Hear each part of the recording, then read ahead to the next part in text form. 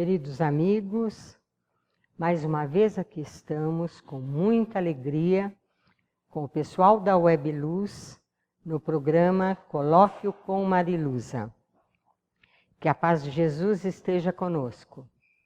O pensamento da semana. Ouça e medite.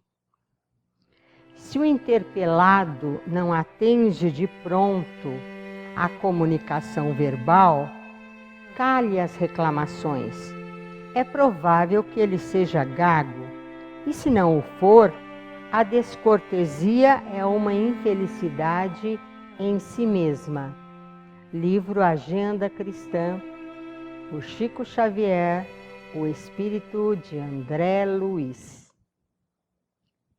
Muito bem, vamos agora saudar uma pessoa fantástica, que agora é que a humanidade está tomando conhecimento da sua existência.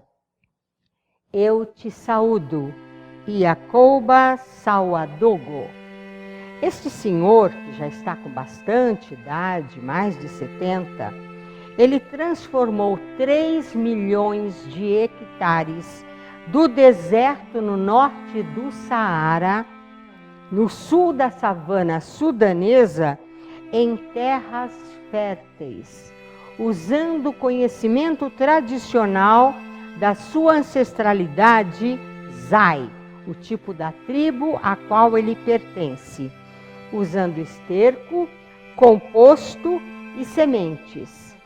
Atualmente, com muito mérito, ele está sendo convidado a levar este conhecimento a várias regiões do mundo. E, embora idoso, ensina que é possível o plantio em regiões reconhecidamente inóspitas. Eu te saúdo, Iacouba Sauadogo. É um prazer viver na mesma época em que você também nos ensina as lições do respeito à humanidade e à natureza. Hoje nós vamos falar sobre um tema que é um tanto quanto árido, mas que nós não encontramos na imensa literatura, mesmo a espírita ou na área de psicologia, abordagem a respeito. Nós vamos falar sobre a síndrome de Arsinoé. O que é a síndrome de Arsinoé?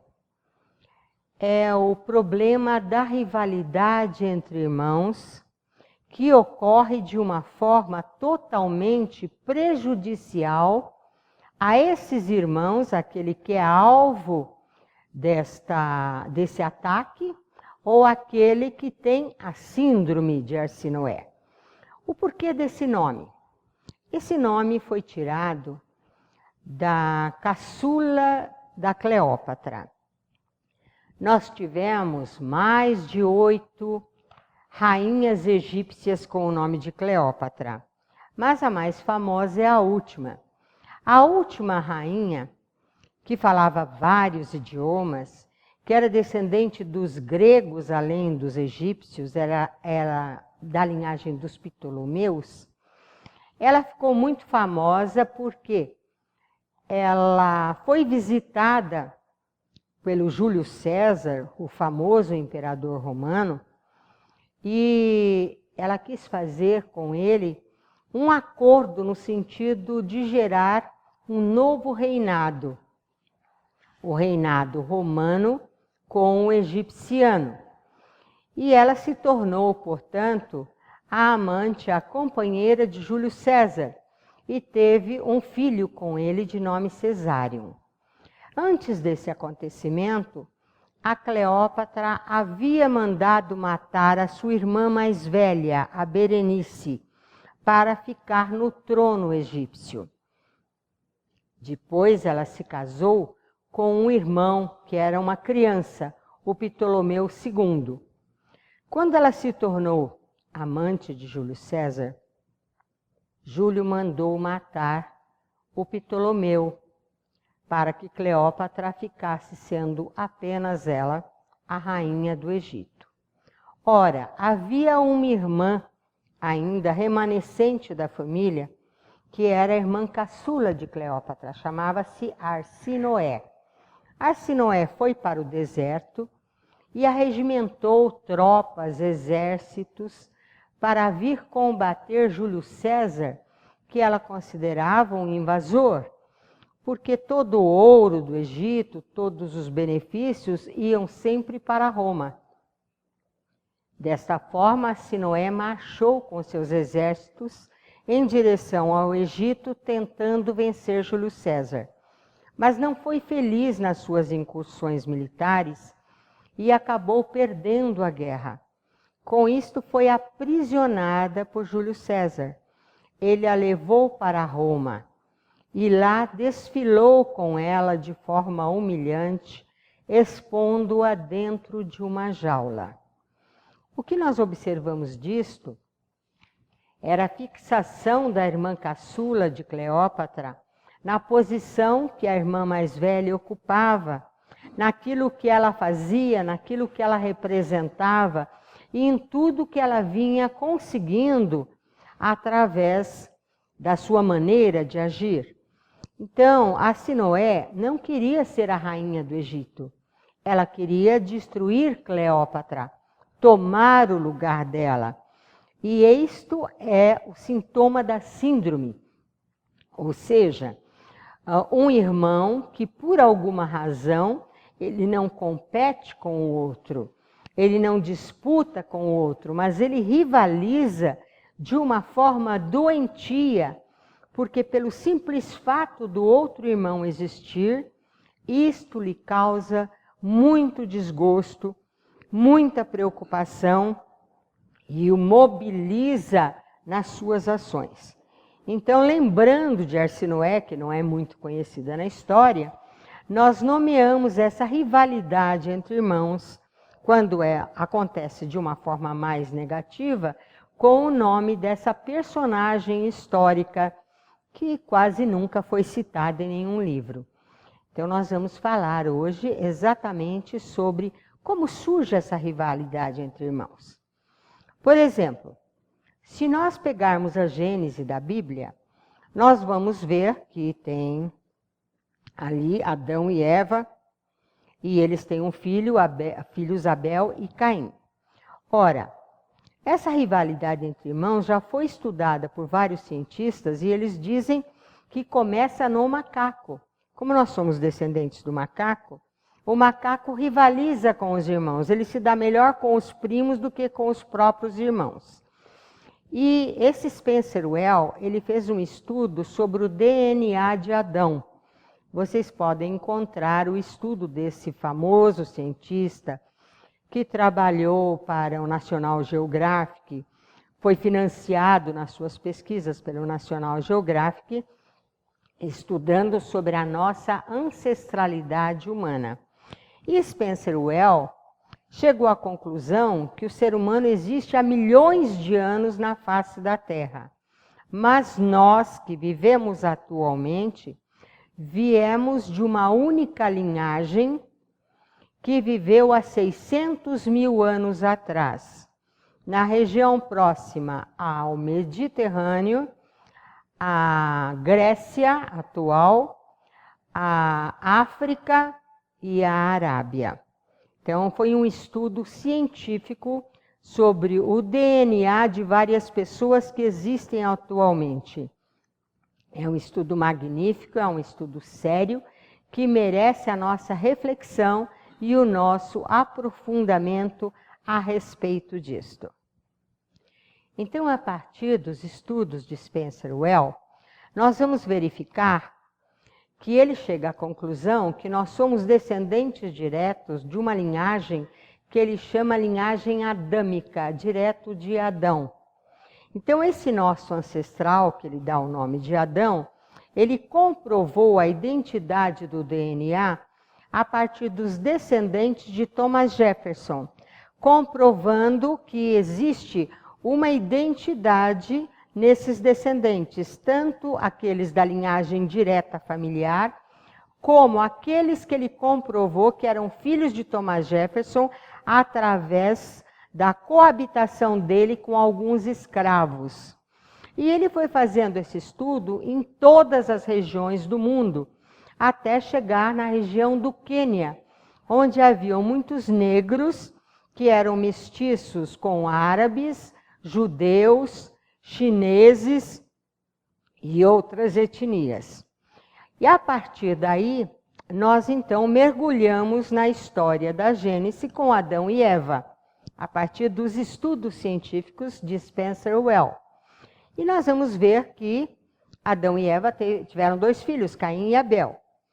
E Abel, ele tinha o seu rebanho e Caim tinha a sua plantação e davam a Deus os seus presentes. Mas conta a Bíblia que Deus privilegiava os presentes de Abel, lhe eram mais gratos, ele ficava mais feliz. E isso foi aborrecendo Caim, de tal sorte que ele foi se enchendo de muita raiva e de muito despeito com relação ao seu irmão e acabou por fazer aquele gesto fratricida de matar Abel. Então, às vezes nós brincamos que esta rivalidade entre irmãos começa geralmente na atitude paterna. No caso, Deus gostava mais dos presentes de Abel, Caim vai e o mata. Continuando o estudo da Bíblia, nós vamos à frente e nós vamos ver que Abraão e Sara têm o filho Isaque. E Isaque, ele se casa com Rebeca. E Rebeca engravida e está no ventre com 2 gêmeos, com 2 crianças. E como essas crianças se debatem muito, imagina, né, o espaço é menor para 2 crianças do que para uma. Então, possivelmente, essas crianças se mexiam muito no ventre. E Rebeca diz que eles rivalizam e que eles brigam no ventre. E conta isso para a família inteira, levantando, portanto, essa ideia de rivalidade desde o momento que eles estão no seu ventre. Quando os gêmeos nascem, Esaú nasce primeiro. E Jacó vem segurando no pé do irmão como se quisesse impedi-lo de vir à frente. Portanto, pela tradição judaica, Esaú é o primogênito e Jacó é o segundo. O pai aceita isso, mas Rebeca não. Ela quer privilegiar Jacó, que nasceu depois. E ela começa a induzir desde a infância para que Jacó roube a progenitura do Esaú. E isso realmente vem acontecer. Esaú chega cansado do trabalho, querendo comer, e o irmão havia feito um prato de lentilhas. E ele diz, me dá o prato de lentilhas. O outro responde, só se você me der a primogenitura. Ele concorda, e com isso ele perde a primogenitura. Mas não fica só nisto. O pai já está velho, meio surdo, não enxerga direito, e pede para Esaú matar uma caça e trazer a iguaria, o prato, da forma como ele gosta de comer. Mas a mãe, enquanto Esaú sai para caçar, fala para Jacó matar um cabrito e ela faz a iguaria como se fosse a caça. E como um dos filhos era muito peludo, no caso Esaú, e o outro não, ela cobre com os pelos da própria cabra e cabrita as mãos e os braços do Jacó, para que o pai não duvide que está falando com ele, Esaú, e não Jacó. Então, Jacó se apresenta como Esaú, dá o prato e recebe todas as bênçãos do pai. Quando o primogênito chega, ele já havia perdido a primogenitura, inclusive, ele fica com as restantes das bênçãos desse pai. Com isso, Rebeca manda Jacó fugir, porque teme que Esaú tente contra a vida dele.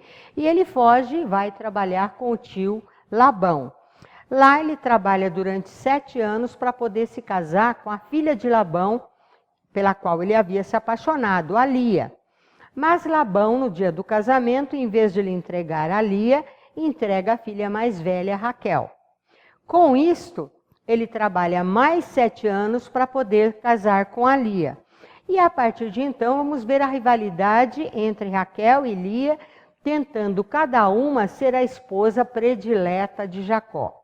Depois de 20 anos, Jacó, já enriquecido não só pelo seu trabalho, mas pelo seu conhecimento da natureza dos rebanhos e tudo mais, é uma história muito longa e interessante, ele resolve voltar, falando com o que ele achava que era Deus, à casa paterna.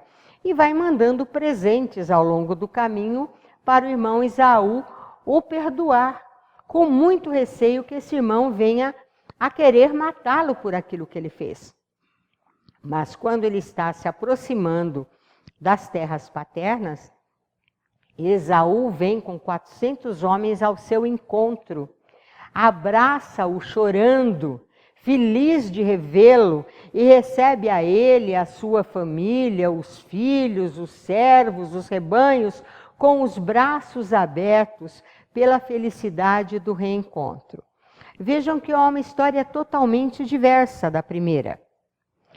Aquele que saiu prejudicado não usa nenhum tipo de esforço para se vingar do irmão gêmeo que lhe tirou a primogenitura.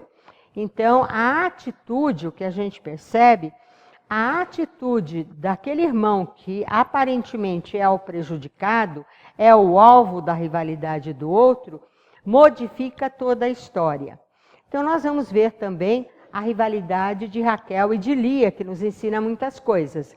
E os filhos de Raquel e Lia, eles desenvolvem uma nova história dentro dessa rivalidade. O pai, Jacó, já está com muita idade e gosta muito do filho caçula, José. José tem 16, 17 anos e, como ele é muito querido pelo pai e conta tudo que os irmãos fazem de errado com seus rebanhos, eles resolvem que ele seja morto. Eles raptam José e vão matá-lo. Mas Rúben não quer que o matem e pede e suplica que isso não aconteça. Então eles decidem por vender José como escravos aos ismaelitas, que são caravanas que passam pela região onde eles estão. E sujam de sangue a túnica de José para dizer ao pai que ele foi comido, devorado por feras famintas.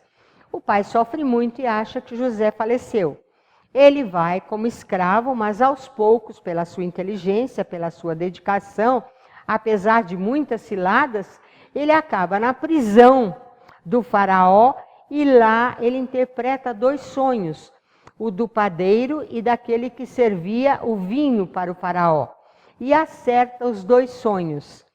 Quando, 2 anos depois, ele ainda preso, porque aquele que foi solto e que ele auxiliou com a interpretação do sonho, não fala nada a benefício dele, o faraó tem o famoso sonho das 7 vacas gordas que saíam do Nilo, e depois saíam 7 vacas magras e elas devoravam as gordas. Mesma coisa, as 7 espigas gordas e as 7 espigas mirradas, umas devorando as outras.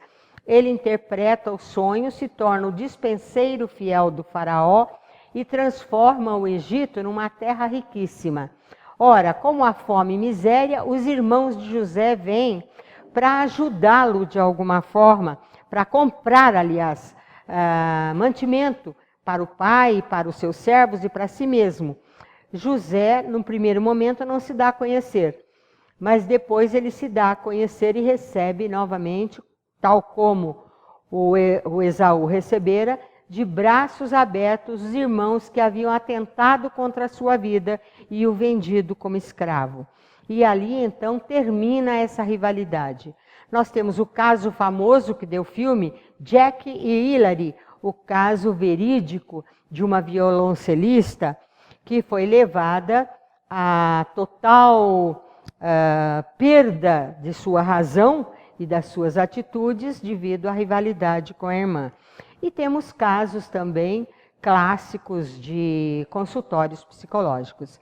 Acabamos de colocar, semana passada, o livro Síndrome de Arsinoé no www.amazon.com.br. Vocês encontrarão esses estudos lá. Muito obrigado.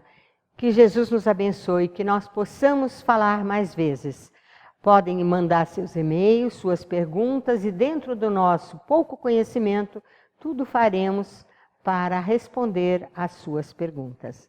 Muito obrigada.